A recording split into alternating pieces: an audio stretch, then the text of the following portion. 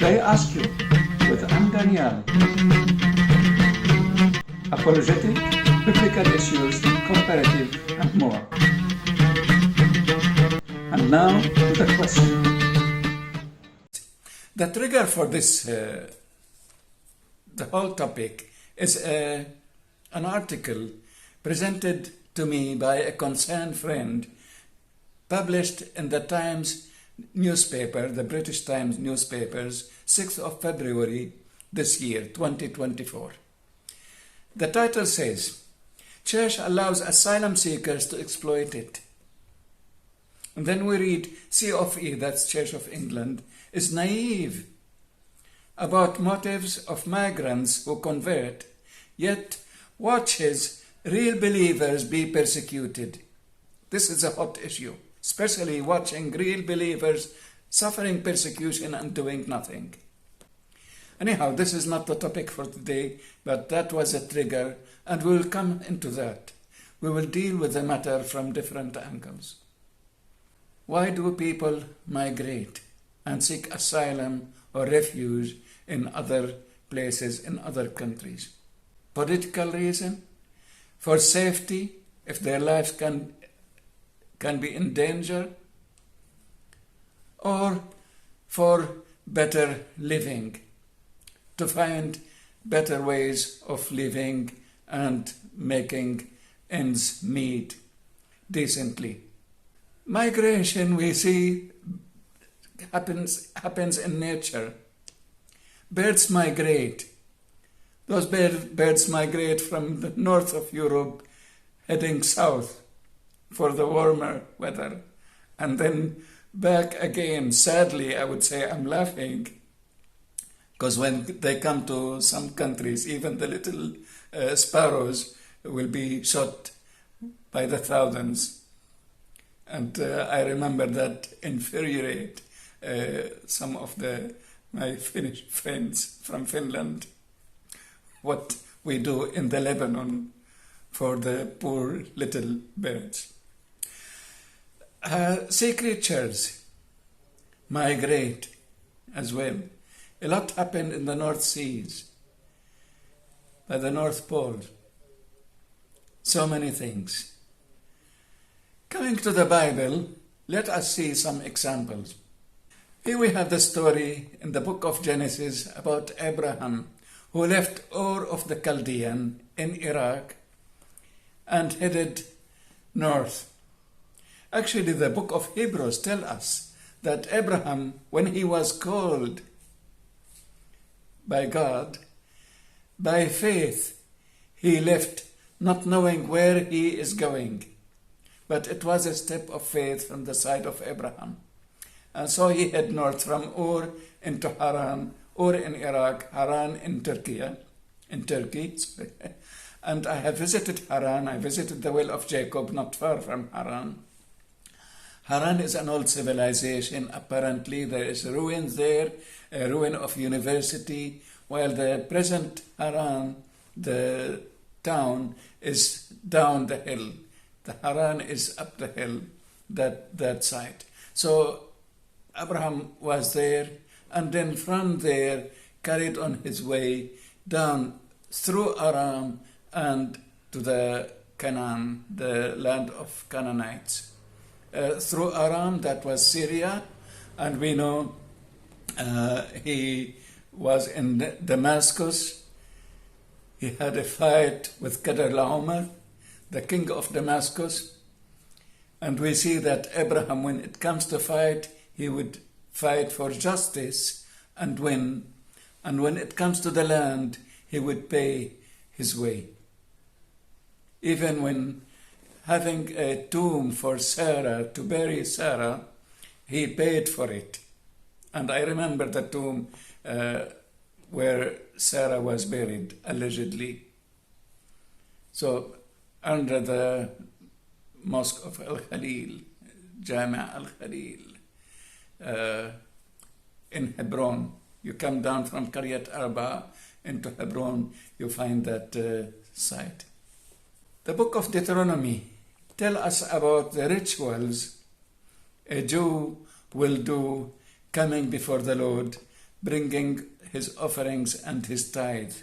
Tithe, for those who do not know about tithing, is offering a tenth of income into the Lord's work, into the church, into the temple at that time. As Christians, we offer it in the church. I learned that by God's grace and privilege to me to learn it before I became a Christian. When I became a Christian, it was natural for me to offer my tithe. Some would say that is legalistic, it is not New Testament. I would go back to Matthew 23:23, when the Lord said, rebuking the Pharisees and those hypocrites, and he was saying about tithing, the little thing they do, you must do this and do not neglect that. It means do not neglect offer the tithing, the tithe. Matthew 23:23, you go through it. This is not theological episode at all. So that was the offering and the tithing before the priest, done by every Jew. And part of it will repeat the following verse. A wandering Aramean was my ancestor. Other translations, my father, Abi. And he went down to Egypt and lived there as a foreigner, became great, powerful, and numerous people. After that, in Egypt became powerful and numerous people. That's Deuteronomy 26:5, chapter 26, verse 5.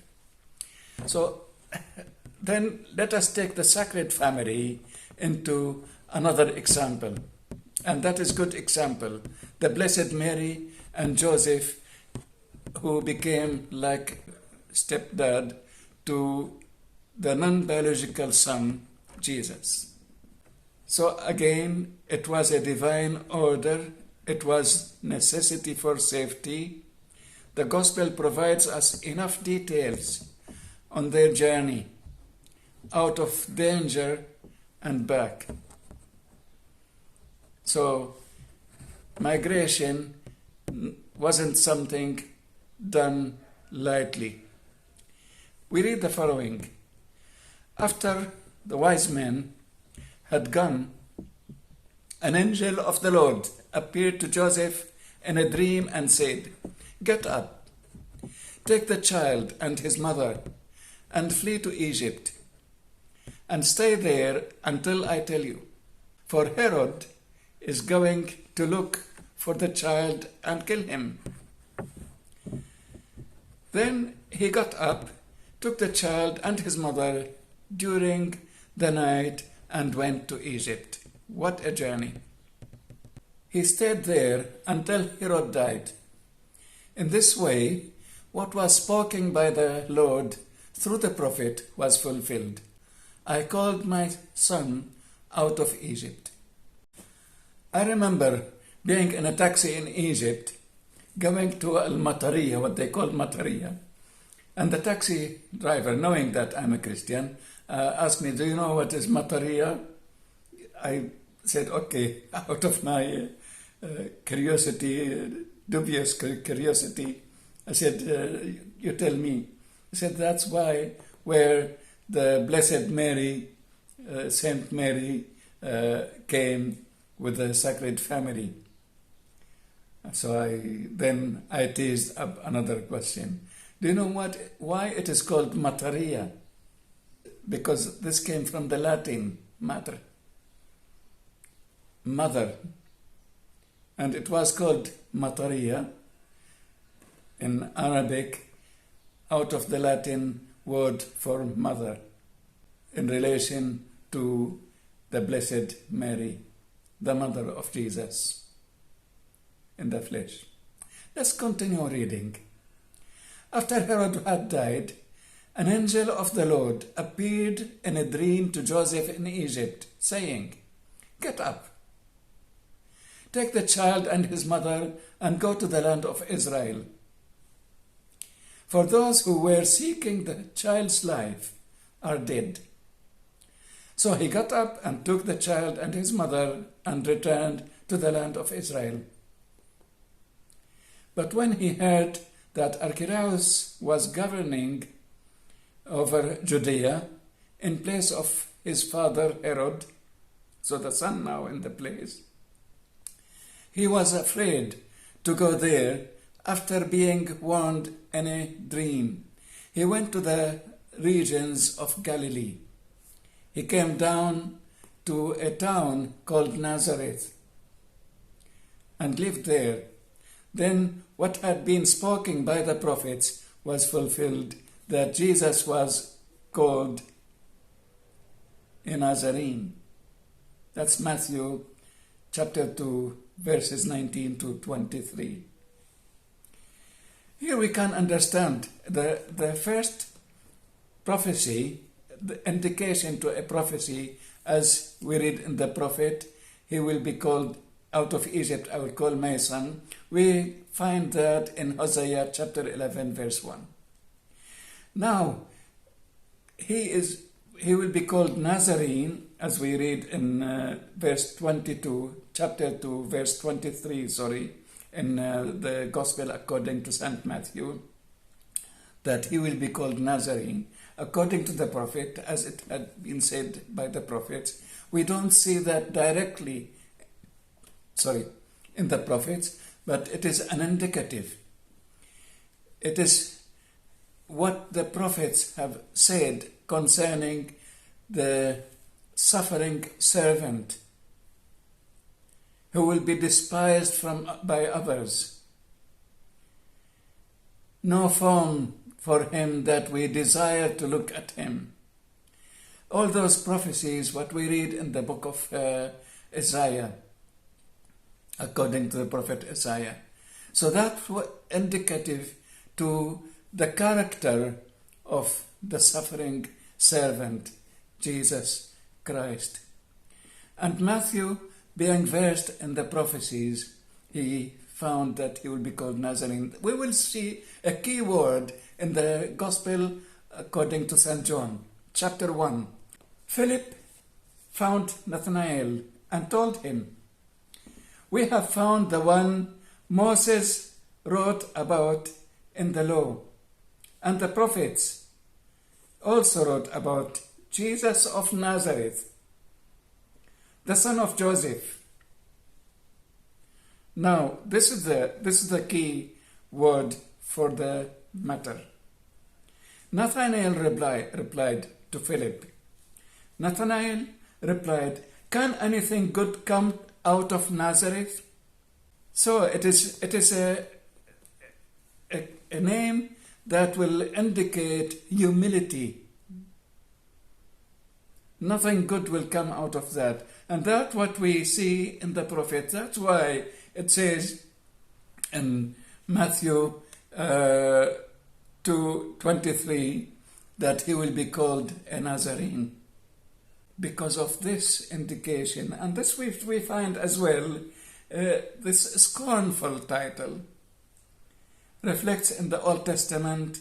We find it in Psalm 22 verse 1, Psalm 69 verse 9, Isaiah 52 verse 15, 53 verses 1 and 2, and then in the book of Zechariah, near the end of the Tanakh, Old Testament, chapter 11 verses 12 to 13.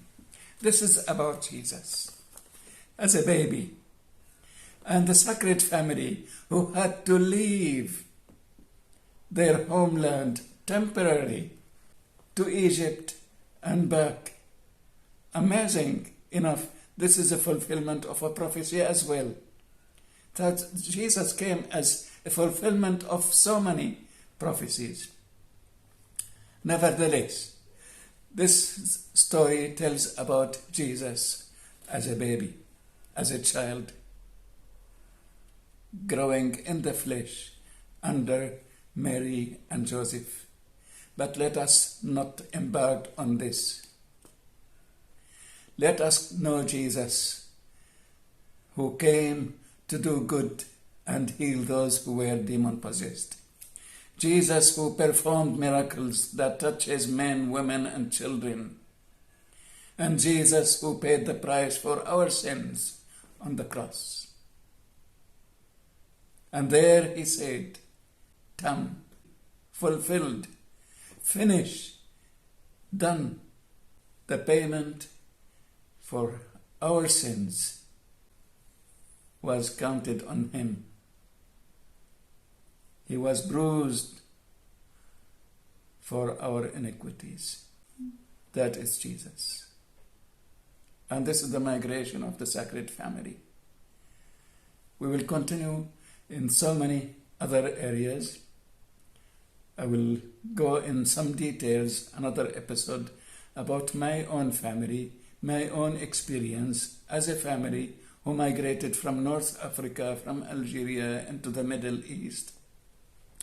And a little journey before that as well, from the Middle East to North Africa, and then my own migration and asylum seeking in brief in another episode. If you have any question, please post it. Please like and share and subscribe to my videos so you receive everything. You get a notice when a new video is posted, uploaded.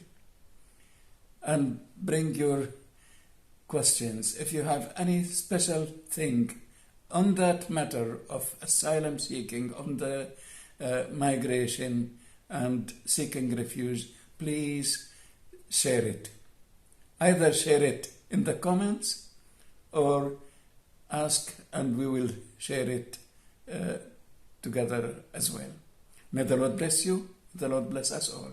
Thank you so much. May God be with you.